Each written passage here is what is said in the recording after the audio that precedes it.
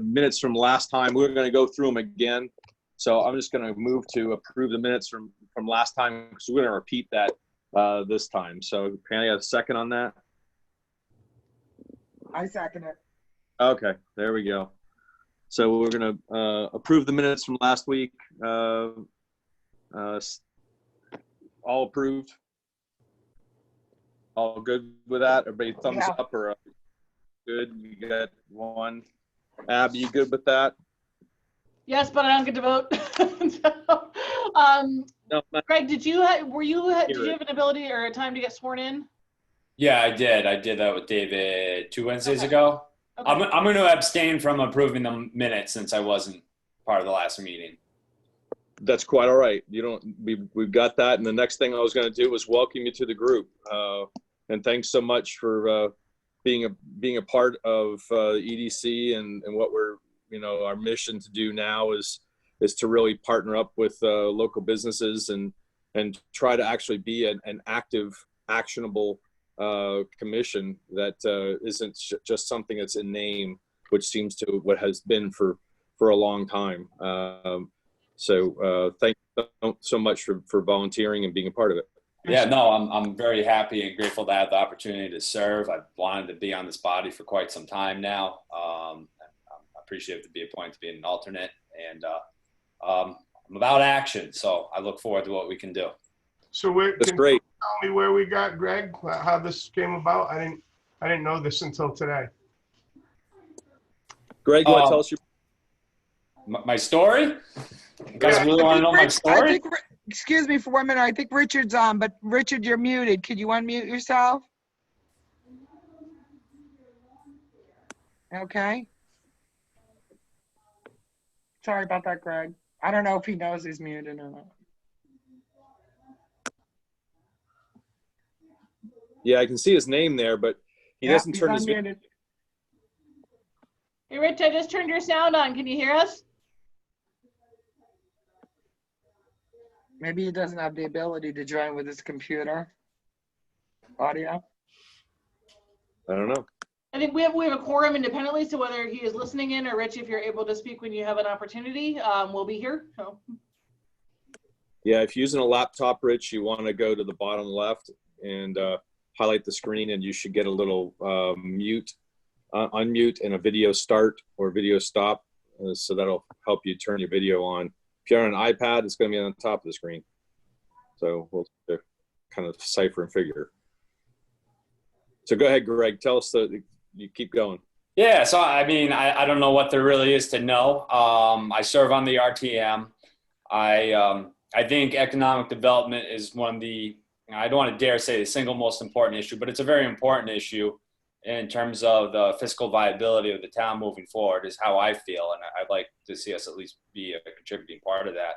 And I think maybe I have something to contribute there. So I've talked to Rob Rule for quite some time trying to get on this. And, I was fortunate enough to have the opportunity to be appointed as an alternate here. So just hoping to do good work for the town.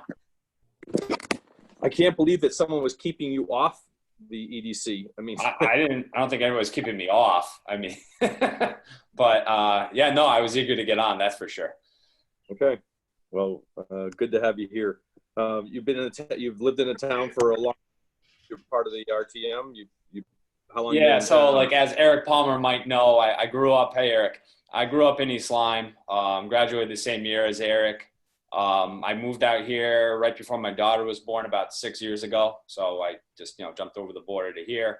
And I really like the community I live in. I love Quaker Hill.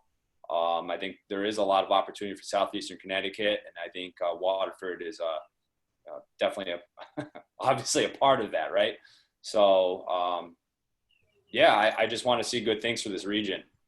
And, I think it's about knowing the assets we have, the tools that are available to us, and how do we leverage them together. And so I'm excited to learn more and see what we can do.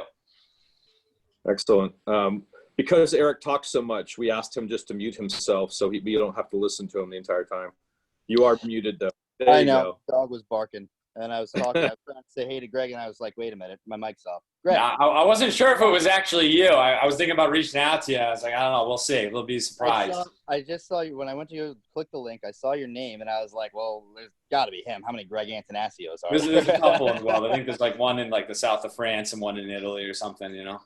Dude, how have you been? I haven't seen you in forever. I know. I've been all right. I've been hustling. Been busy. Sounds like it.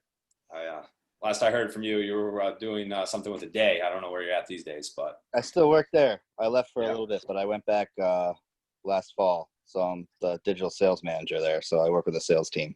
Sales manager now, huh? Yeah, big shot. Big shot, yeah. Cool.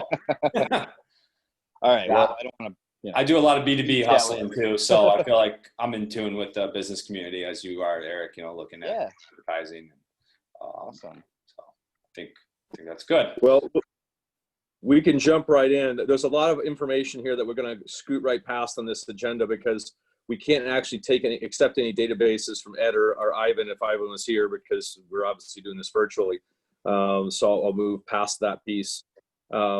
Obviously, the last meeting, since these are going to be kind of regurgitated notes, because I think there's a lot of information that are good for us to all be a part of.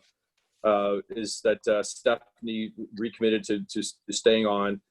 We do have a number of members that have their terms have expired that our selectman is going to re-up, and that's Ed, Rich, and Ivan, all three.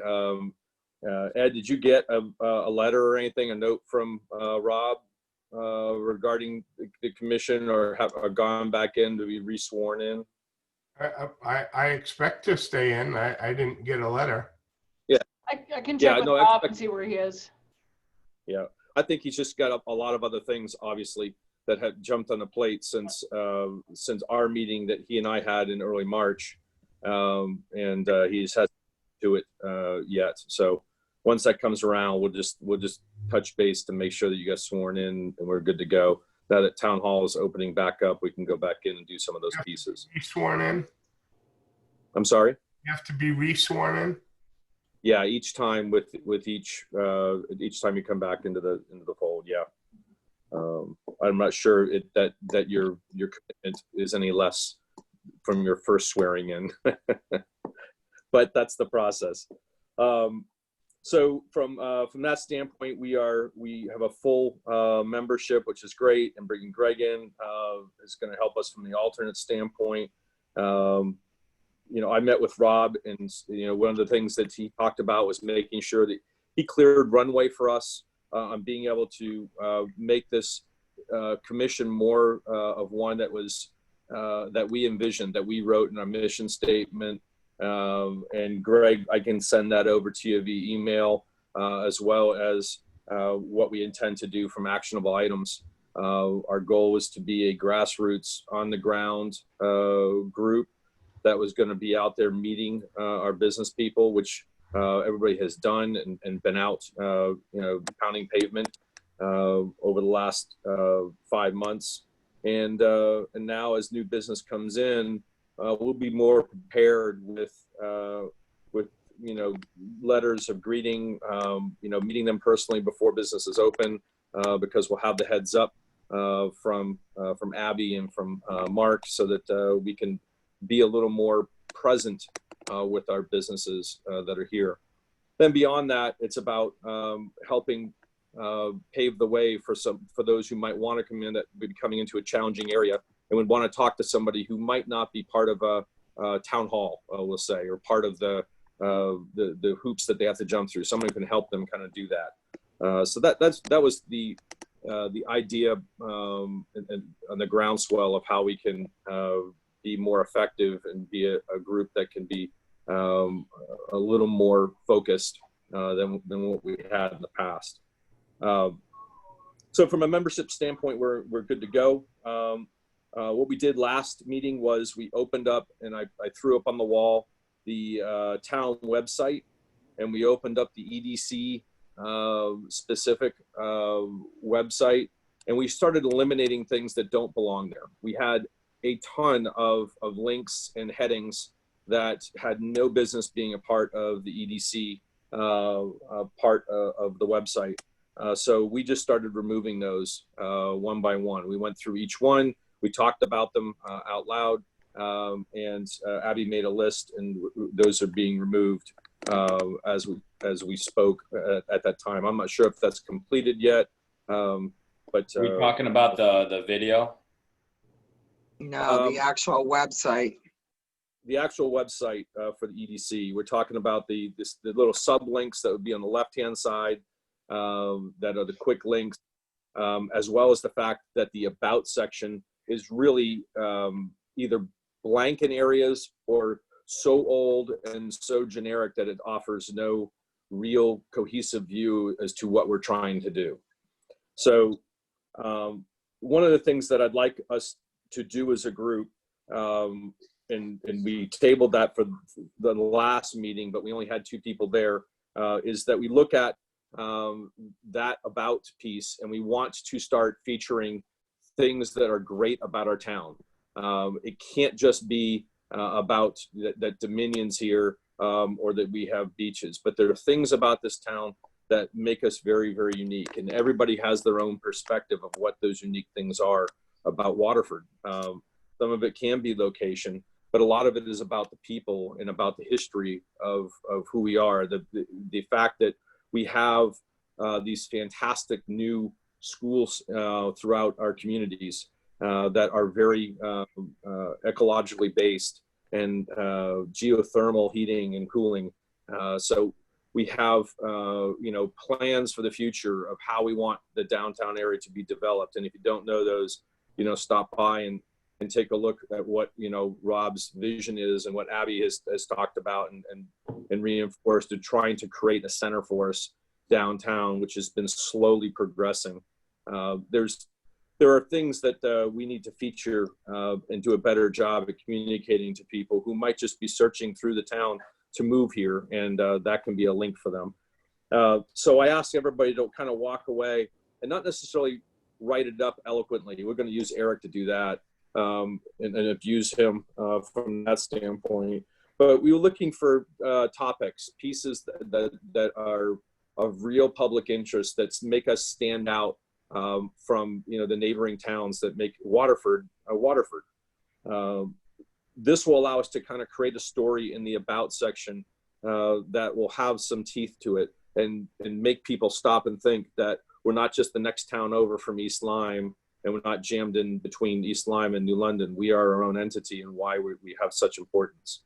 So, as we all like to have homework, that's kind of the one thing that we were taking away from the meeting we had in March, is to try to create that new about piece in the resume of Waterford. Anybody have any questions about what we're trying to do? And I guess the idea is to build that website to really be more effective than what it's been. It's just been kind of a catch-all for, I don't know, years. Abby, if you want to chime in on how you see the website as well. Yeah, I think the thing that we had talked about was kind of making a very clear, simple message that people could connect to. So, that live, work, play, learn, and trying to kind of focus things in those buckets, and then expanding from there, so that what people are here to do, they can kind of learn more about, but keeping it as simple and as approachable as we could. And I think that those 4 categories, as everybody kind of pulls in their abouts, what they think that is, and it can be as many as you can come up with. It will help us fill in those categories of live, work, play, and learn, so that people, when they're looking and searching through, that they can see something specific, and then see the kind of the subcategories underneath that within it. So that was the first idea, is to try to clean that up. And it was something that Rob and I agreed really needed to be reworked, was really the entire website for the town. And what I talked to him about was the real need for us to have a calendar that was printable and was easily found, because a lot of our committees and commissions and groups that meet, people don't have any idea how involved our town is in town. because they have no idea that these meetings are even taking place. So I think that's something that he wants to get reworked as well, from a macro point of view of the whole website, not just the EDC. But being able to find those is really important. Anybody have any questions or anything they want to kind of throw out with regards to that topic? Yeah, if it's all right. So I guess we're looking to put together a list of assets, if you will, for the website, like supporting points for the town. Is that the idea? And we're going to try to deliver this by what, the next meeting? Yeah. Or? Yeah, we'd like to have the bullets by the next meeting. And if you want to expound on, a topic, and you throw out Waterford's beaches, and this is how many miles we have of beaches, and here's the different names. It's great, but something behind each one of those and why they have such pertinence to us, Sure. so that we can then drop in links. But in Waterford Beach, we can drop a link into that piece, so that that'll take them then, so that they know, hey, I can buy a pass to Waterford Beach, and there's the link right there. So they don't have to go hunting and searching for stuff. If they're finding out in the about, and there's links buried in the abouts, that people are going to find it a little more intuitive than the current one we have, which is about as far from intuitive as I think you can get. Right. So if you have Eugene O'Neill, then maybe you have a link to the Wikipedia with it, or maybe to their website directly, or whatever, the case might be. Sure. So, I mean, I think that's great. Definitely put some thought into before the next meeting. And then you're also looking at leads for greeting new businesses, right? Like, are we getting them from like the trade certificates, trade name certificates? Like, how do we know when the business comes in? And, how could we, when people are inquiring with planning, like how will we know to maybe reach out to them? Is there a system maybe we could develop to kind of get in tune with that? Yeah, we have that. And we get to that down below, but I'll give you kind of the cliff notes of it. During these meetings, one of the things we always talk about is the new business and new town development. So anybody who inquires about plots of land or coming into the facility before they've even had a chance to even file permitting and those types of things has to come to town planning. So Mark and Abby would know that. And at our meetings, they'll then disclose to us who is who's in the search right now, who's looking at what and why.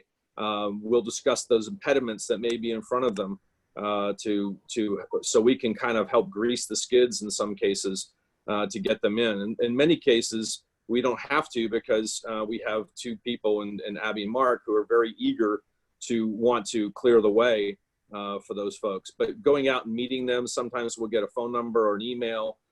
Sometimes they just kind of come through and they don't need any help. So that's where it's kind of disclosed to us. As for creating new business outside of that, that's something we need to get to, but I think we really needed to kind of formulate what we were going to do first for the businesses that were here to keep them. And then we were ready to take that next step. But the last 3 months kind of got in our way. So then I guess maybe we would look at like a generic, if you will, type welcome letter or something like that, and maybe surveys for the existing businesses, to that last point you made, to maybe reach out, and then maybe we could have like a town hall type setting if there's a lot of interest with the survey. I don't know, just a thought. So we did a survey monkey, and it got responded to by a total of 0 people, because I don't think they understand what the EDC was. We do have letters of introduction as well as letters of welcome that have already been created and are on town hall letterhead. So anytime a new business comes in, I grab the contact information from Abby or Mark and send that over to them, or I go over and meet them, like i.e. Tractor Supply. When they opened, I went over and introduced myself and handed them a welcome letter and just kind of gave them my business card and said, if we can do anything, let us know. But just so that they had names and faces and they knew that they were valued. Those things have already been done, and we worked on those at the end of last year and kind of completed those pieces. And I can send those over to you as well. Almost all of last year was what we worked on that. Yep, we did. So really last year was about formulating who we are and trying to define ourselves to the public. Now, communicating it out there, we since the survey didn't really work and nobody responded to it from a business standpoint, we went door to door. So we broke up a list of businesses that we compiled from the town and broke them up in different areas, and everybody on EDC pounded out pavement in different areas and went and introduced themselves to all the businesses to say hello and let them know that we were here. So I think that's the very first start, was just to let them know that there is an EDC and what the heck an EDC is, because most people, 99.9% of them, had no idea that we were here or what we did. So behind that, we created a mission statement. We created the welcome letters on top of that. And now we're trying to make actionable pieces, which is a little further down in our agenda, which I'll get to in a minute. I think I'll answer some more of your questions. Yeah, so, all right. Hey, No worries. just one thing I wanted to mention, and I missed the last meeting, so I apologize if you went over this when you were talking about the website, but the video that Greg did mention earlier, did you guys discuss that video? And I only bring it up because A, it's a little dated looking, and B, more importantly, it's got Dan narrating it and at the end of it as the first selectman still. So that should probably come down, first of all. But replacing the video, is that something that we would be interested in making a new one, or would we want to leave that alone for now? No, we definitely do, and I think that those are parts of the topics on the website that we needed to overhaul.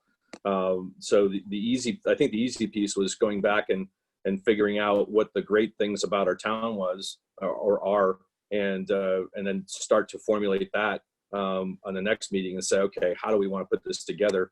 And then hand that to somebody talented who has the ability to write. I don't know. I'm thinking you, but You don't know me. that I'm happy to do that. The point is, yeah, we definitely need to take that down. We need to get a new one up. But I think that video is going to be kind of predicated on the things that we want to kind of feature. So if we all agree on what those things that are great about Waterford, then at least we have an idea of how we can kind of put that video together as well. Because I think the two should be somewhat linked. If we're going to say these are all the great things about it, maybe we're having, pictures and or video of, what it is we're trying to sell to the community. For sure. Make sense? Yeah. So yeah, definitely want to get that video updated. Show some new MacBooks. What's that? Show some new MacBooks. Not those 50-pound things on their desks. Yeah, exactly. They have towers. Cutting edge over here. The other thing I brought back was the two commercial realtor meetings that I attended. One of the things that we wanted to do was hold the next commercial realtor meeting in Waterford. The one thing that I took away when I attended that meeting at Groton's sector was that they were very anti-Waterford. They were, they're holding grudges from 15 years ago or 10 years ago about interactions that they may have had with the town that we didn't paint a path that was easy for them to navigate with any commercial properties we might have. Some of it may be learned, some of it may be conjured from other stories that were told to them. But the idea is that we wanted to create more of a welcome mat for those commercial realtors, so we can be top of mind as new business starts talking to them. They are the resource that most businesses will use in their MIS listings and when they're searching for some property to suit their needs. So that I still think we need to do that. Unfortunately, COVID jumped on top of us. So as we're coming out of this, I'll reach back out to sector and talk to Nancy and Miss Crowder. I can't remember her first name for some reason; it's escaping me. That's part of the commercial realtors, and see if we can get that meeting again at Waterford Town Hall. Rob said he'd love to be a part of it so that he can meet them as well. So when you're doing these meetings, are you sending out invites to the rest of us? Because I'm not, the only emails I'm getting from EDC are to join the meetings monthly. I mean, that's all I ever see. I don't see, do you, Ed, anything else coming across? I mean, I'm a commercial realtor. Stephanie's a commercial realtor. And I don't know what meetings you're talking about. Are you with only the sector meetings you're talking about, or? Yeah, the commercial realtors meet with sector and at Right. sector once a month. so were you So I don't proposing, know. I've never Not even gotten an email on that from, you said that, Kevin, you've attended those meetings. If you're attending those, I mean, I could rearrange my schedule, and I'm sure Ed could as well, to attend those meetings as representatives for the town of Waterford. Because you're absolutely right. If these commercial realtors don't trust that they could go in and have a smooth transition for their client in the town, they're not going to bring them here. And if the reputation with the town has been 15 years ago that they couldn't get any action, whether it be Abby, no disrespect to planning or development, but I know for a fact that there was a real issue with developers coming to Waterford because the planning and zoning department were unreachable and untouchable and made, were intimidating to people. So, and that's coming not from a realtor, but just as a resident of Waterford. So I think that, all of us attending, if we can, and I know some of us work during the day. I mean, I'm lucky now to have a flexible schedule, but I would certainly be open to, and I'm sure Ed, you would as well, if we knew when and where these meetings are being held, Kevin, that you were going to, because we can certainly go there and back you on those meetings as well as reps for the town and reassure Well, them. I We've will got to continue to reestablish that trust with these realtors that you got to bring these people in. And, Abby, if you don't get back to somebody, we can poke you and say, hey, this realtor is trying to get this deal through. Could you please respond back to them? But if there's nobody for them to go between, Kevin, and I know you're busy as well, except for you, and you can't be everywhere at one time. But I don't see any emails coming from anybody. Are you, Ed, except for? I haven't gotten advice to anything. And the thing is, this doesn't date back 15 years. I mean, there are incidents that are recent with developers that are upset. And, because of this COVID thing, I haven't had a chance to really share a couple of those things with you, Kevin, but I have a couple of specifics that should be discussed that, there are people that would build in this town and aren't happy. So, we got to overcome that. Well, and we need to hear about it too. So I know there's a couple examples out there that I know of where there's some very specific things going on. So I know a few folks who are unhappy for particular legal reasons, but if there's other folks beyond that and we're not hearing it and they're not talking to us because for whatever reason, a lot of times folks don't want to come to me if somebody on staff has done something that they don't like, if they don't like something that I have done or not done. They don't want to come to us because they fear that that's going to affect their project if they want to go forward. Because so if they don't have that trust with us because we have that government air around us, I think that's where you come in. And even if they won't tell us about it, it's helpful if you can call and say something so we can fix it. Yep. So to answer your question, Stephanie, I don't get invited. I invited myself. I called Sector and talked to Nancy, and she told me about these meetings. So then I put them on the agenda, and I'll continue to do that.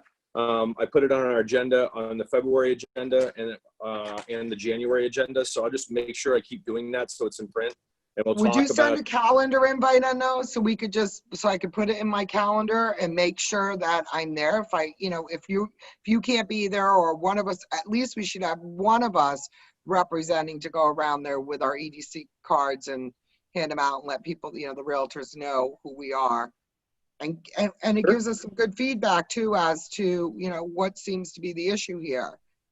They're the ones working with these developers, and then I will go back to Abby and say, ABC happened and you just lost a big deal for the town of Waterford.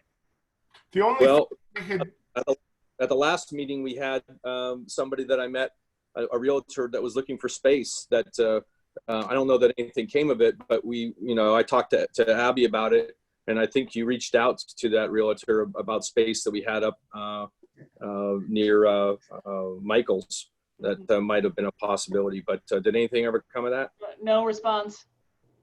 That's amazing. So much vacant space out there. There shouldn't, I mean, you could drive down any one of the streets that has commercial property on it and there's vacant space.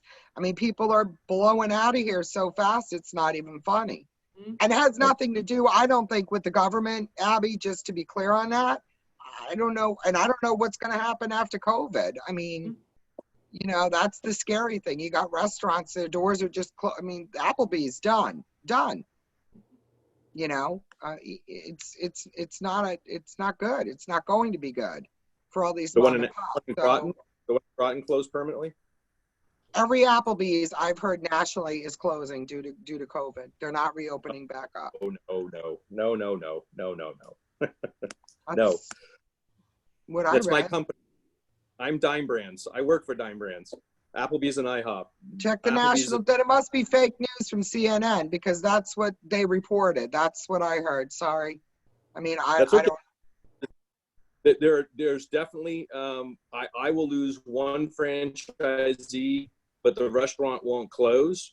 The franchisee will fold, but somebody else will buy their location up. Another franchisee. But Applebee's, I think, has only lost six locations nationally of the 1,650 that they have. But as you know, Kevin, a restaurant cannot operate at 50% capacity. It's just not. It can't. It's not going to happen. I mean, I agree. The timing of what happens going forward is not predicated on what's happened in the past. So we'll see what happens as we go forward. But you know, as of now, we've gotten through the hardest part of it. And outside of New Jersey, New York, and Massachusetts, as of next week, you'll have 42 states that'll be open for dining. So there'll be some salvation for restaurants. And if they don't change with what the new customer wants, like any business that is going through it right now, buying cars is going to change.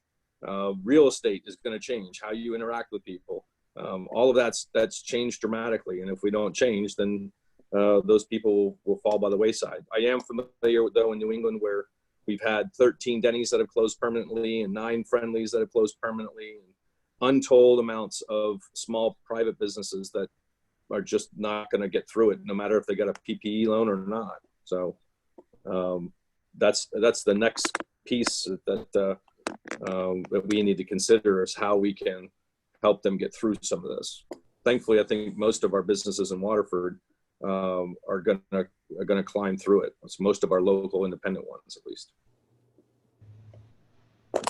Anyway,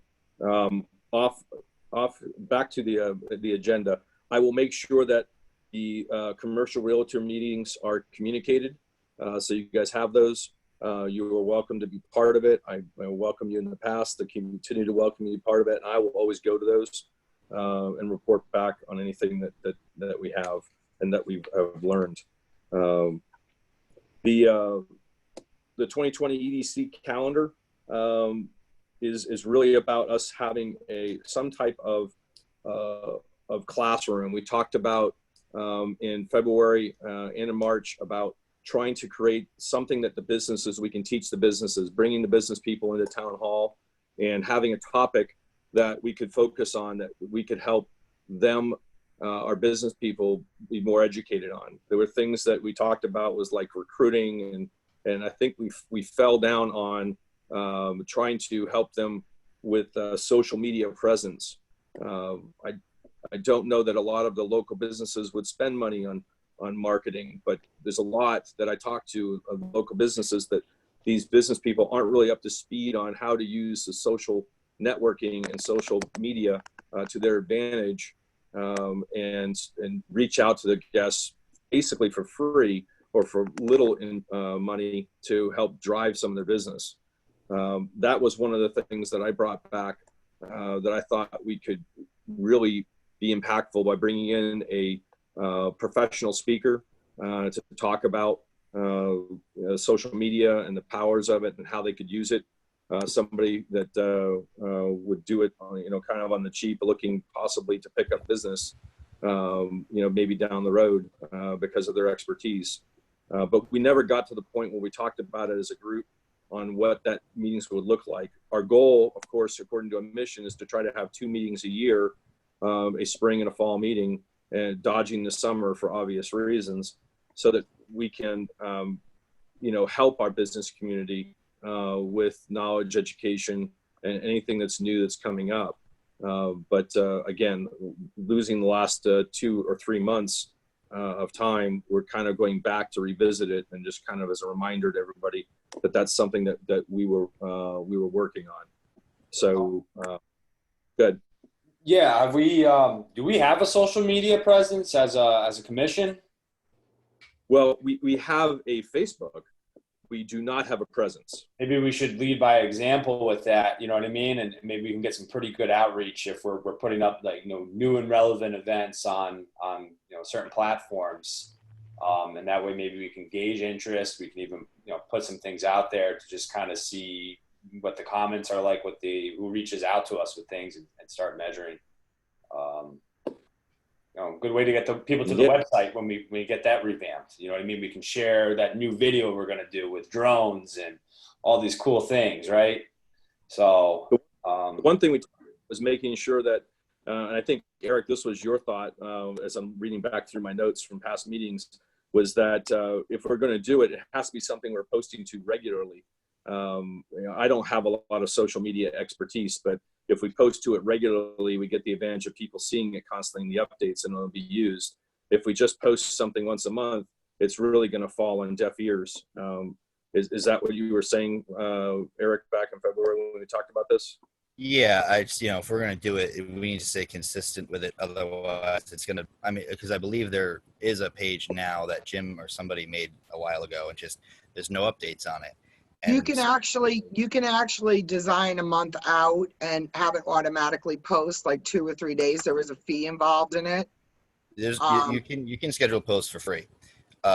There's no fee associated with scheduling a post. I can make a post now and schedule it for 3 months from now, and it'll do that. We just didn't really land on who would be upkeeping it. I guess I volunteered to, but then I didn't make the page, so it became, do we make a new page, get rid of the old page, start fresh?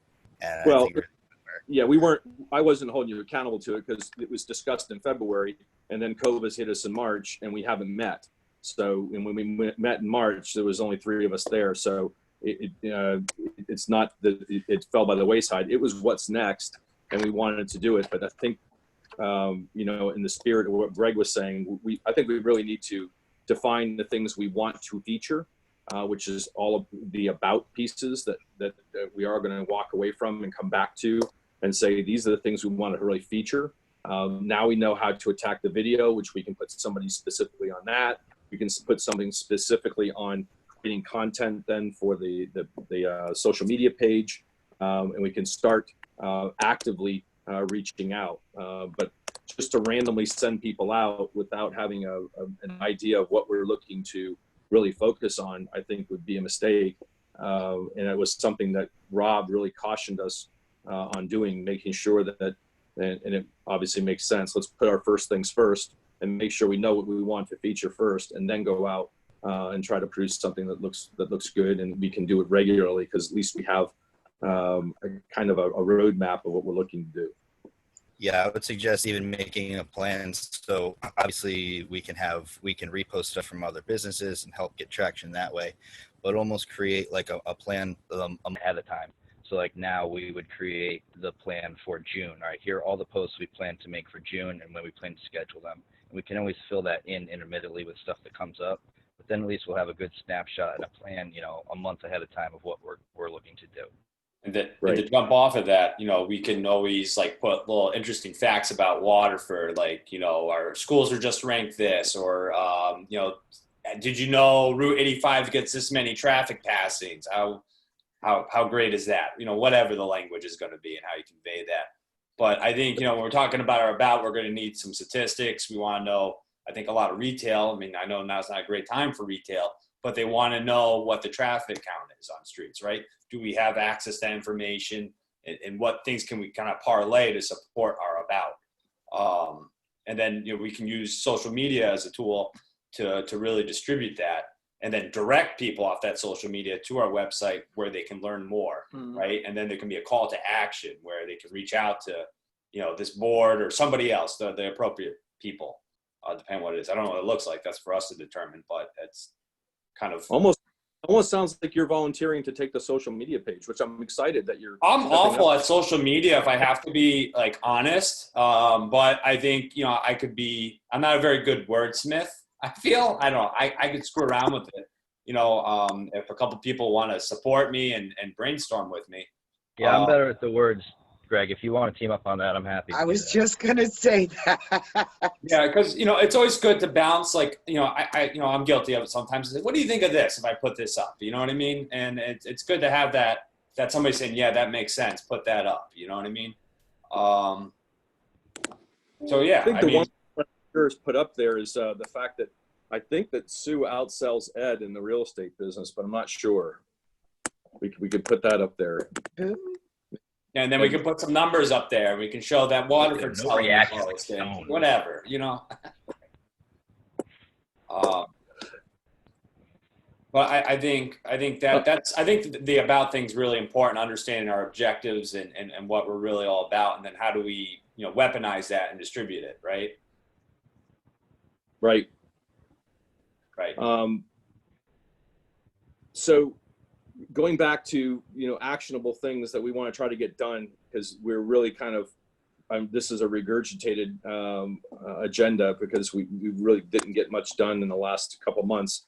I personally have been absolutely crazy with work. So I think we all have been. Yeah, it's a whole new world. We never worked harder for so little in our lives. We really want to try to create that about piece for Waterford. So the walkaway is creating those pieces that we want to make sure we communicate to the general public of what is great about our town. I'm sorry, can I interrupt for 1 minute to go back to the EDC website?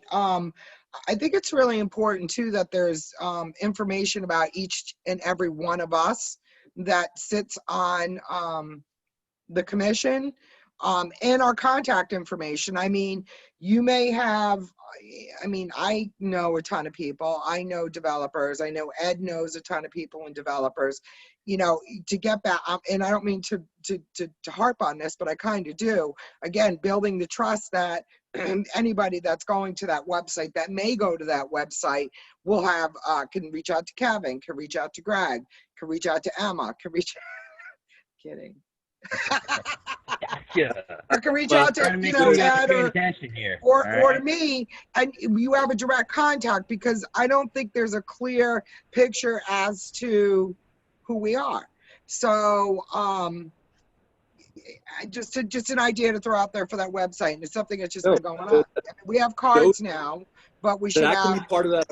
That can be part of the about that you're talking about, Stephanie. So any of that type of thing that you're thinking of that needs to be a part of that, bring that, a full list to be engaged at the next meeting, so that we have some of those things, and we can then put them into their own little compartments. It doesn't have to fall under the live, work, play, and learn categories. If there's other things you think needs to be a part of that, bring that as well, so that we can continue to compile it.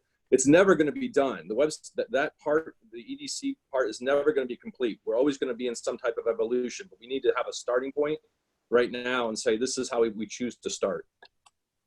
Abby, in terms of through you, Kevin, in terms of the website, and in terms of making a video, the production costs for that, right? I mean, I think we're willing to contribute and come with ideas, right? But what professional resources might we have to have a professional looking product in terms of a website and in terms of a video?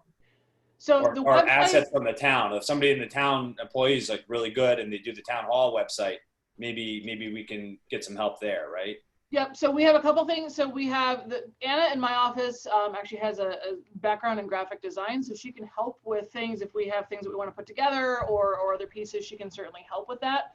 The website, the EDC webpage, we went through this in pretty significant detail with town council a few years ago. The EDC webpage needs to be hosted through the town site. So it has the same sort of overall look, feel, whatever, but the content we can be pretty flexible with. So, you know, when it comes to the mechanics of the site, like having the quick links on one side of the page and having a home link that, you know, you click on the Waterford. Yeah, the Waterford in the left-hand corner. Yeah, and so I think the challenge is going to be making something that is compelling in the boxes that we have to work with in the town webpage. There are some things that can be done, like if you go onto the libraries page, that's also under the same town site. Rec and Parks has something, Youth Services has a little bit of a different one. So it might be worth checking out those, because we can, using the same parameters and the same website tools, we can kind of create something a little parallel.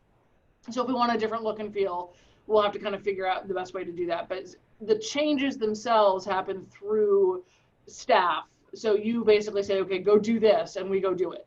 And then the video, there's a couple ways. There's, you know, budgeting for it, which is a long way out, or there is engaging local services or students, you know, to sort of help us out with that. So I think depending on the complexity of the footage and editing and stuff like that, you know, if we want to do one long video, or if you want to do short, you know, 2-minute or less blurbs that people are more likely to watch the whole thing, those types of things we want to probably think about. But if it's a short sort of production piece, we may have the resources through the high school to do some of that for us, or at least do a couple testers to see how it works.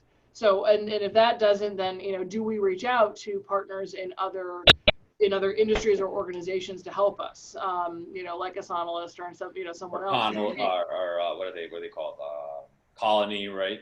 Yeah. So yeah, so there's folks out there that we could probably look at some public-private partnership kind of stuff, but I also think it's important to figure out what we can do for the least cost possible, given recent budgeting stuff and what we might be anticipating in terms of. I think it's a worthwhile investment, for the record, especially if we can distribute it, you know, and it's a quality piece, you know. Here for a second. I understand what you're trying to do with the promotion and the video and all that. I just don't know. I mean, there's so many factors there. You're talking about having it be professional looking and being good quality.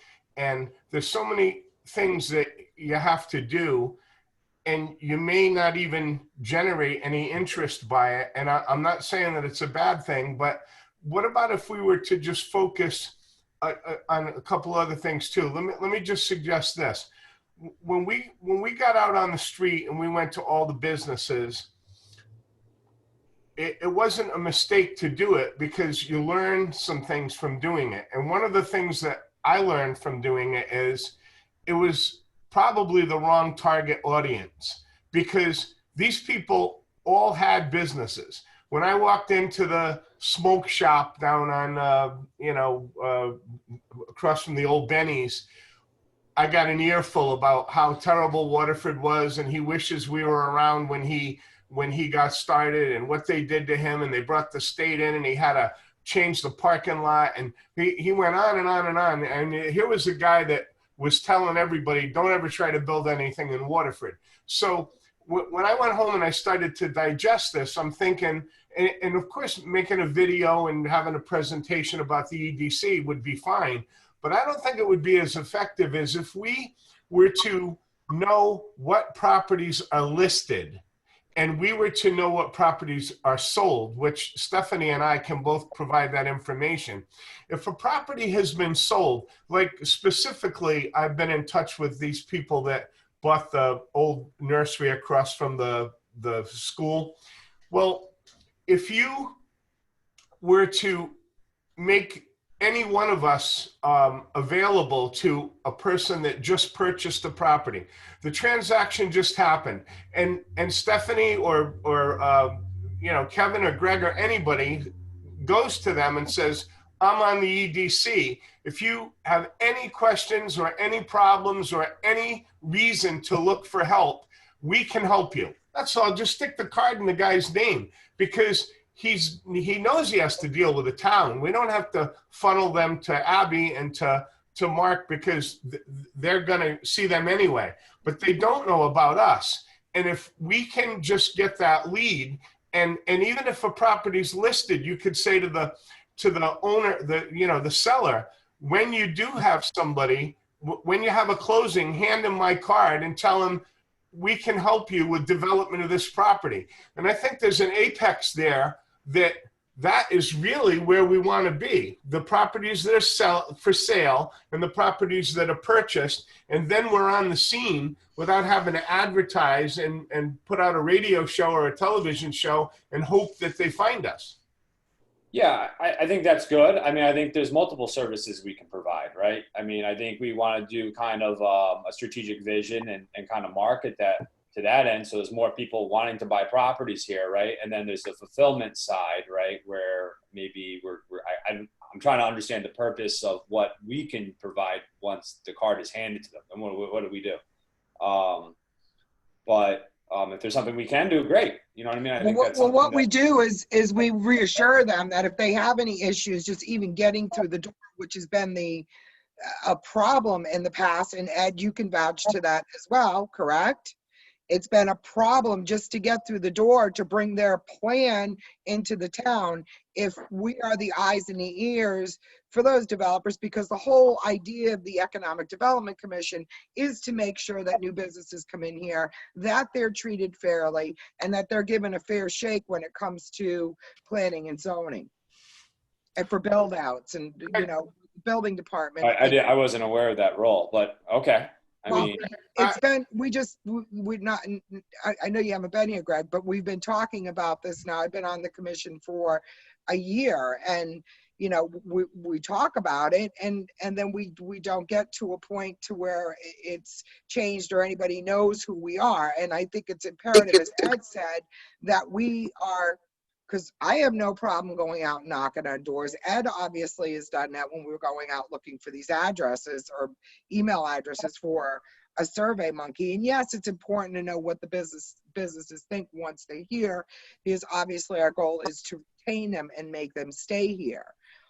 But I think the biggest obstacle with developers is being shot down right out the gate. No, we can't do that. No, we won't do that. No, instead of being reassuring that, let's look. I mean, Abby, I've brought developers into you, and Abby's first thing is when I meet with her is, well, let's look at this and let's see if we could, there's a hope there that this could possibly go through. But in the past, there was no hope. It was cut and dry. You are not getting in here. It was a blockade up by, go to, and then they go to Stonington, Mystic, East Lyme, wherever they could find somebody that's willing to work for them to increase their tax base. So that's where Ed and I are coming from. And we need to get it. I think more importantly, like you said, Ed, we can go in and we can look at the MLS system, see what's coming up for sale. But Abby, I think and I don't know that you can work on this level with us as a commission being a town employee, but if a developer does come into you, you're going to know first. I mean, sometimes developers will see something, they have an agent they're working with, if it's not Ed or I, that they're working with. I'm more residential than I am commercial, and Ed is everything, as is Marilyn. If they come into you and they see this listing or somebody's brought it to their attention of this piece of land, I mean, I don't know if you can, within the realm of your duty, notify us in an email that, hey, this guy is interested in this. Not that we want the business, that we want them to be able to come into the town of Waterford and have an easy transition. Hey, it may be within the zoning that we could do this, or you could go in for A, B, and C changes, or whatever the case may be. But when you're shot down right out the gate, when a developer goes in and says, I want to do this, and you can't get a response, then that's what we're here to be, liaisons between developer and the town, to say, hey, this guy wants to come in and you need to get back to them. Yeah, I mean, I think we need to know, like I said before, I think we need to know if that's happening now and folks haven't told us about it, we need to know. And I think if it's not happening with the frequency, but the messaging is that, we're sort of a blockade for development, then we need to also figure out how to change. And that's where I come in, is to, with your feedback, is how to change the perception. It's not just of the town, but of a particular department.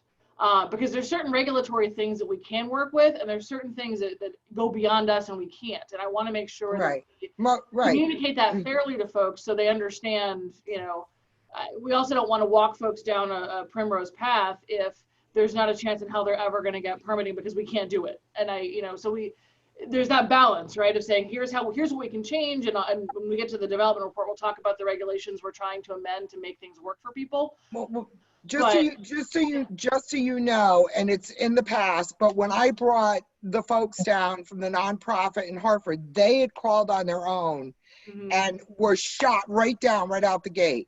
It wasn't until Marilyn and I got involved and reached out to you that we were. And I'm not saying that Mark did it intentionally or in a nasty way or whatever the case may be, but maybe it's in the presentation when these folks call that, hey, let's set up an appointment. It was literally, nope, that's not happening in that land. It's never going to happen. Ed, am I right? Yeah, no? I don't want to be a dog with a bone, but I wanted Greg, see, I asked early in this meeting, where did Greg come from? I didn't know that you were on the RTM, and I didn't know of a few things. And I really haven't been able to have much discussion with Eric, but I don't want to be a dog with a bone, but I do want to reiterate so that this commission is growing and everybody should understand, where the other people are coming from. I don't need a job. I've got plenty to do. And I got involved in this seriously because I got so tired of hearing people say, don't go to Waterford, don't go to Waterford, don't go to Waterford, go to Groton. I've heard so many people say that. And we had a guy in this town that destroyed this town for years. I don't know how many, 20 years. He was a single-handed squad of anti-economic development. And now the guy's gone. And so anyway, I thought maybe there's some hope. And, the guy's got a reputation with me, and most of the people know who I'm talking about, but he destroyed this town in many ways. That's got to stop. Now, I had a person call me just 2 weeks ago that owned 7 pieces of property in town, and I was going to call Mark because I wanted to have a private meeting about it, and we're still going to do that. But he's up against a wall and doesn't know what to do. And the only reason I'm on here, I don't need this job and I don't have to stay, but I would like to. I want Waterford to have a reputation where it's known for cooperation and coming in. And it's so there's so many tiers of restriction here. When I went to that meeting at Town Hall that Abby knows that I attended about all the communities in Waterford, all their positions and what they do. I can't remember what it was called. But I said a couple of things, and there were people in other departments looked at me like I had 4 heads.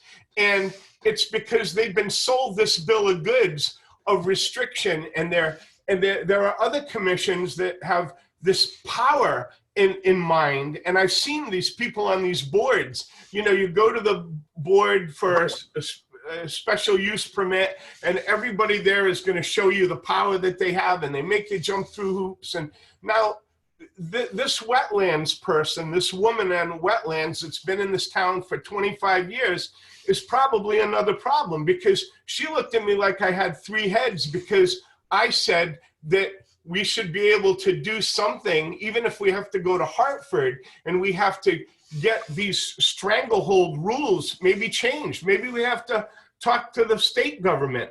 There are things that you can't do that you could do 30 years ago. And she looked at me like I was absolutely an idiot and a fool, because I think that you should be able to create a hole over here for your wetlands to fill a hole in over here. How hard would that concept be? But she looked at me with ire, and you could see that there was going to be no cooperation.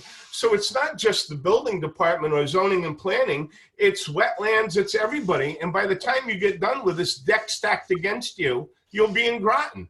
And I'm just honest about what I'm telling you. And if we can just understand what people need to build and not chase them out of here and go to bat for them. I mean, this guy that I'm talking to specifically on a piece of property, was told in town he has to build $1 million bridge to to do what he wants to do. It's not going to happen. And we really need to address these things in my book. My position here is I want economic development to be easier in this town. And you can make all the videos you want, but if you run up against people that want to stop you, you're going to be stopped. And I agree. I'm with you. I agree. Well, the way we get around that and the way we focus on that is changing it one person at a time. So, one of the impediments was we didn't have this commission. Ed, you've been in the part of this commission for a long time. I've only been here for about a year and a half. Stephanie's short, Eric as well. So this commission hasn't been full with members until 6 months ago. Right. So we're the start of that change. So it's up to us to be part of that change. Rob Rule, I think, really wants to make that change. So we've got that. I'm not speaking ill about people of the past, but there was some holes dug in the past. So I think that he really wants the best for us as well. So we'll do that, a person at a time, and tackle them, as they come, each situations. But I think that we seem to be in agreement that we need the commercial realtors on our side. So having a meeting here at Town Hall so they can see that some of those people have changed is probably a really good thing. So my homework will be not only the actionable about pieces that we talked about with Waterford, but also reaching back out to Nancy, finding out when that next meeting is going to be, and try to get it set for us at Waterford so they can meet Abby and they can meet Mark and they can meet Rob and the rest of our townspeople that are part of the town, and see that we are willing to jump through the hoops to help them, with their business and selling commercial real estate. So I think we all agree that part of it. I think we all also agree that we need to make sure that our presence on the website is updated. So that's part of that about homework that I think we all needed to walk away from and think about what is it that makes Waterford great, so that we can communicate that piece to people coming in. If we can't sell it, to people who are looking at us for the very first time, then Ed, they're never going to hit those other pieces you were talking about that we need to fix as well. So there's pieces along the way, and there's more work to be done. But let's start with the first things first, which is what we just talked about, those two pieces, and we can continue to bite them off another piece on the next meeting and continue to build some momentum as we go. We've done a lot in a short amount of time from when we first started, and I think there's a lot more to be done. So let's start with those. I'd like to close out the calendar and allow Abby to talk about where we're at for projects and permitting status, but I don't want to prevent anybody from having another word in on what we were just talking about. Are we good? Abby, where are we at with town projects and permitting? Yep, so there's a bunch of things going on. The biggest things that we've been working on recently is responding to the governor's executive orders and trying to create some flexibility for folks by getting some of our existing regulations out of the way for things that people have not been able to do in the past that they'll be able to do soon. So step one, the outdoor dining stuff, we jumped on that pretty quickly and got a compliant application in that folks can work on if they are taking advantage of outdoor dining. That was kind of the low-hanging fruit. The bigger stuff, the Planning and Zoning Commission just adopted regulations that enable people to have food trucks in town. And also we radically changed two things. One, liquor separation distances. So some of the separations between, we recategorized our folks who work in the service industry. So there's manufacturers, sellers, and servers of alcoholic beverages now. These are regulations that go into effect June 25th. And what we've tried to simplify our old regulations from 1984 that had all sorts of weird sort of puritanical separation pieces to them, drastically simplified them and tried to take away any kind of impediments to restaurants and cafes opening within certain distances of schools and that kind of stuff. There had been a separation distance that you could not. So for example, the folks at Green Survival, they would not have been able to have a beer or liquor license and with their proximity to the school. So we got that out of the way. So June 25th, that will no longer be a concern. Some of the other things that we have done, the temporary forms of outdoor entertainment, any kind of outdoor activities, festivals, gatherings, any of that kind of stuff used to have to go before the Planning and Zoning Commission 30 days ahead of time for approval. It only could happen technically if it was sponsored by the town, a firehouse, a church, a temple, somebody in, you know, with one of those sort of community backgrounds, which is crazy. There's no need to not hold festivals and not hold, you know, events to kind of contribute to our overall vibrancy and interest. So what we've done is we've taken those things out. We've done it basically by zoning compliance permit. So you come into the office, you get a permit, and out you go. We help coordinate any traffic control, police stuff, whatever else needs to happen. But we're trying to make it a lot easier to do those kinds of things. So the things that you know, perhaps have lower investment threshold for folks, especially if they're struggling, if they want to bring in auxiliary income into their existing businesses, they'll be able to do some of that kind of stuff now. You know, we do those have sunset clauses to them, or are they permanent changes? No, Good. so the outdoor dining is still operating only on under the executive order. I have drafted regulations that would allow us to do temporary outdoor dining for folks if it looks like the executive orders are going to expire before folks need them. We haven't seen a lot of interest in the outdoor dining. I think a lot of folks, that investment wasn't worth it for the short period of time. So really, Filipinas is it. And certainly we're happy if we need to adopt something to support them, we will, but, or we could, you know, we'll work that out. But it sounds like things are opening up anyway. And so, but the bigger thing that we found, if somebody wanted to hold, you know, some kind of event in the parking lot, or they wanted to do some special stuff to generate interest and income, it would have been nearly impossible to get anything through the summer to do. So our regulations are now going to get out of the way of that and make sure people have those opportunities. So things people have been discussing, like drive-in movies at the mall, a bunch of sort of recurring outdoor sales stuff at the mall with some of the folks inside being able to bring things outside. So we're trying to do things that are going to make it a little easier for folks. So that's going on. In the meantime, I'm sure folks have driven by the old Toys R Us. Hartford Healthcare has demolished that building, and their building permit is in for the new medical facility. So that'll be a big deal to see that moving forward. So they're one of the few folks really like plowing ahead and kind of keeping their existing schedule. Other things, on Monday night, the commission also amended regulations in the industrial park district to facilitate redevelopment of the airport. This is a big one. This is I think I've talked to you about this before. This is the Fabcon, manufacturer of concrete wall panels, who is under agreement to potentially purchase the 188-acre portion, industrial portion of the airport property. And they are right now, they just went through the regulation piece, and they are looking at their design options for finalizing design on that, so they can come forward and have their special permit and go through those permitting pieces. So that moved forward. The commission was positive and supportive and voted unanimously to enable the regulations. Some of the things that changed. This is huge, Greg, because the airport impediments always in the past, we had lots of people that looked at the property, but we could never get past the fact that the owner wanted so much money for it. So the first hurdle was always getting past the guy who owned it.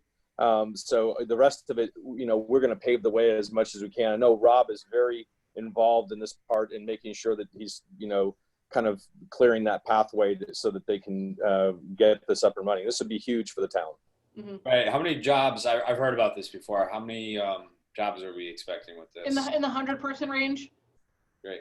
Yep, and then that's at the facility, and then there's the auxiliary, there's the drivers and all that kind of stuff that are associated with it. And then that's permanent stuff. That's not the construction particularly. How far away are they to total approval? So there's a few things they need to do. They're still in design. They've only done conceptual design so far, so they have to finish out the site planning stuff. So they've gotten through the regulatory amendment, which was the main hurdle, because if they didn't get that, obviously they weren't going to be able to be approved. So we spent a lot of time working to get that through. And then, so the next piece is inland wetlands and the Planning and Zoning Commission. If those two things go well and get approved, then they're hoping to be able to start breaking ground, you know, this fall. Did they do their soil test? They've been advised. they've been advised.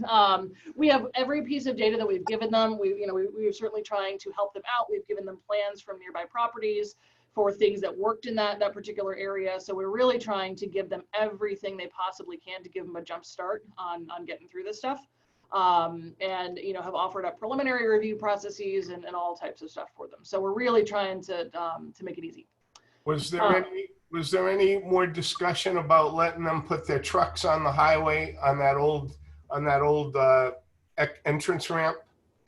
So DOT so far has not been supportive of that. They don't necessarily need that. They run all of their traffic analysis and they're okay with Crossroad and what they have, even with the Crossroad, because we sent them the plans the town has through state funding to restripe Crossroad. I think we've talked about in the past where it would be going down to two travel lanes with one center turn lane. And they're okay with that too. And so and they understand kind of what that means for them. So they're all right now. If we were ever able to get that other entrance moving, it would be fantastic. But DOT has not given any indication that they're willing to budge on that right now. Yeah. So it's on our list because that whole interchange at 85 and 95, that whole area, we need some work from DOT, but we haven't gotten a whole lot of support yet. It's not just for their advantage, because for the whole town, for those trucks to go all the way up and get on in another area, I mean, you would avoid all that weight and all that stuff if they just went on the highway right there. Yep. Well, and if their presence is approved, there may be, again, that might create some of the push for DOT to get on board if the impact increases as well. So,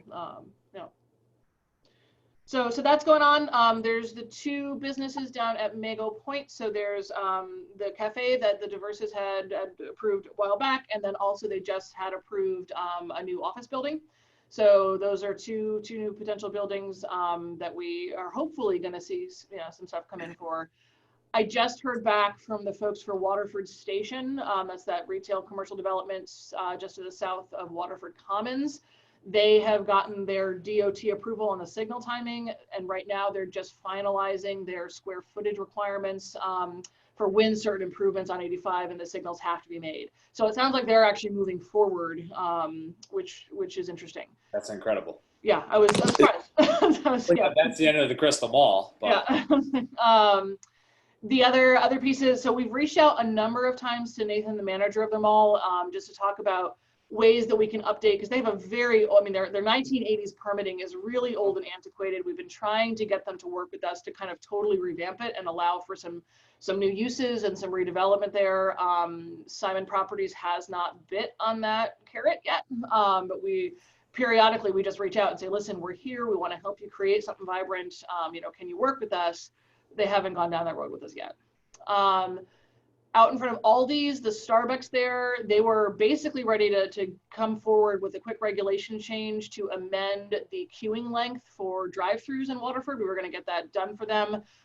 They pulled back with COVID, and so I've got to reconnect with the developer and see. The last I heard, they were kind of working in 30-day increments to see what they were going to do with new real estate projects, and this one hasn't gone forward yet, so it's not been one of their priority pieces, but we are, like I said, every 3 or so weeks, we just keep checking in and saying, hey, is there anything you need from us to get started? So those are sort of the major ones. I don't yet, in the remodel of the Joanne Fabrics to the Ollie's store, I don't yet have an opening date for that. I don't have a manager contact yet. They actually have it, they're doing their remodel, but they haven't called for any inspections. So our guys are going to kind of wander through and just say, hey, we're here, can we help with anything? And, who's the best person, to talk about in terms of openings and what your schedule is. So we're working through that too. I have for folks who remember the Cohansey project, the developer of that potential housing development moved over to the Rice parcel, which is the vacant property just north of Target. They were awarded their funding, and it sounds like they're getting past the preliminary design phase, and by the end of July are planning to come in with an application to us to build out those 48 units on 85. So that's 48 new apartment units that will be coming forward. And the last piece, Waterford Park, 22 Minor Lane, that apartment complex down there, they've gotten some of their certificates of occupancy. They've already rented out 35 of the 72 units. They're moving quickly. So, and there's talk of expanding to another property as well. That's so awesome. Things There's are moving. There's a lot going on with all the, the negative on COVID and some of the other negative publicity. There's a lot of movement. This is more than we've had going on in this time frame in 2 years that I've been around. So this is great. That's good. Especially it's big projects. So Abby, Yep. do you have a tracker that you're referencing as you run these down? what do you mean a tracker? Like, your list of projects. Like an Excel sheet, I think. I just have sort of recurring stuff in my calendar of folks to check in with. The next piece that we want to do, so Jason Vincent, I don't know if you guys know him, he was the Stonington planner, he moved back to Norwich. He actually had created a really great Excel tool that we're going to start using. And it's just little things like, square footage, estimated cost of construction, potential job creation. So we can start putting some better numbers to this stuff to sort of say, okay, as the town develops long-range fiscal planning targets, what is the impact of certain kinds of businesses coming to town and how does that play out over time? And as we're looking at town revenues long-term and that kind of stuff, how do we balance out, what kind of folks we're looking to attract or, where are we spending our efforts? And so that's coming. A lot of that work, that's the kind of work that once I get the municipal facilities management and I'm less sort of tied into fixing toilets and more tied into economic development, that will help. And so that change is supposed to be happening over the course of the summer. So we have a full-time person now and he is going to be moving up to Public Works, and then we'll have a lot more time freed up and a lot more staff time in the office freed up to do those kinds of things. So then at some point, it's just kind of like, okay, Starbucks is looking, it's like interest phase, then it's moved to, they're actually trying to pull permits, right? So we can just kind of track the progression and maybe that's when we see it stall somewhere, maybe we reach out and say, hey, why are you stalling? What's the deal, right? Yep. Mm-hmm. So a lot of it we know sort of internally, but in order to, I think, better communicate that with this commission, having a tool, and some of it we've got to be a little sensitive to, because there are folks who will call our office and say, we do not want you to discuss this. This is, we're not giving you anything in writing. This is just a phone call. This is totally confidential and please don't share. So I think we have to be able to kind of play with that a little bit and make sure you have the tools you need to reach out to folks. But also if they've asked, in the very, very preliminary stages for that confidence, I think we need to be in agreement as a group here about how we handle that. Yeah, we want the other challenge we have, Greg, is that that most of the people that are dealing with Abby in the very beginning are mediators, go-betweens. She's not really dealing with the direct people buying it. So I don't even know if you're even dealing with Starbucks directly or they're real estate It's the development company that owns the complex. Yeah, so it's a go-between. So we didn't have even contact for Tractor Supply until 8. Of who it was that was our contact, our real contact with that company. So fair enough. They smoke screen it. I mean, or they have people that do this work for them, and then they come back with the opportunities. I'm just saying, maybe there's just a way for us to kind of track what properties are getting interested. You know what I mean? And we can sort it out and as it comes to us, right? So I'm gonna use an awful example. The Tim Hortons that wanted to come here, we did have a Tim Hortons. But say there was a coffee shop that wanted to come here, they didn't come here, but then there's another coffee shop. Hey, well, a lot of this work was already done. Maybe this is a good spot or whatever, whatever's appropriate. Again, I expect Abby to kind of steer me within the means of legitimacy.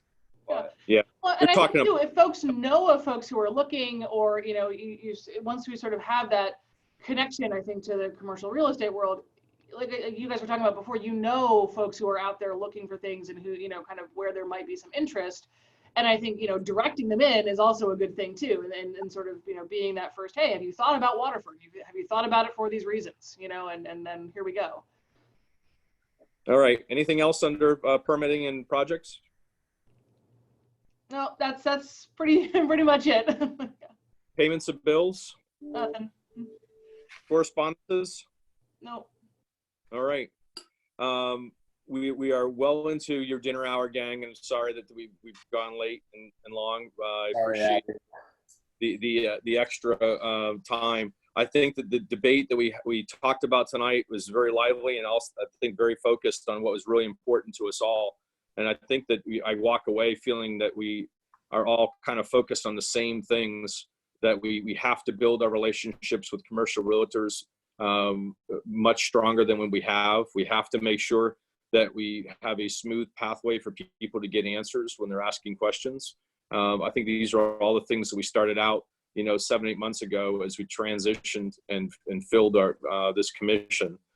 So let's continue that work and work on communicating what's great about our town and be prepared this next month to talk about what it is that we think makes our town stand out from everybody else, so that we can create that communication, not only via the website, but also through the video that we talked about and the social media that we talked about. I think all those are avenues that have to be worked on almost simultaneously, so that we can communicate out to the people looking at our town, either that are already here or people that are thinking about coming here. And then if there's any other business, we can talk about that right now. Otherwise, that's to adjourn. Go ahead, Greg. Yeah, could I just add something? If it's at all possible, maybe we can find out what resources we may have with those efforts, in terms of actually putting something together. You mean specific video people we can go to? Yeah, well, like what research? Abby had mentioned, like the high school people, right, or going professionally. What things might we actually have available to, in designing the website or putting the content to the website? What tools do we have at our disposal? And okay, reach out to something for us to understand how the about fits into that and how it's implemented, right? When we come back. Right. I can reach out to the principal of the high school and talk about their program and see if there's some interest there. And that way, when they come back to school, that we might be able to do something. If anybody else has other ideas, I'm trying to come up with cheap ideas because we don't have a budget. We narrowed our budget down. Was the one thing that Ed and I did early on. I don't know if anybody else is on the commission at that time, was we kind of pared it down so we weren't just spending money to spend money because it was there.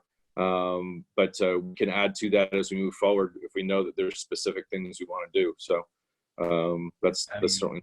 We work with videographers at work, but I think to start, it makes more sense to me to reach out to the high school or somebody in town and see if maybe we can do something in good faith that way, and get it cheap that way, as opposed to police drones have cameras on them. We use those.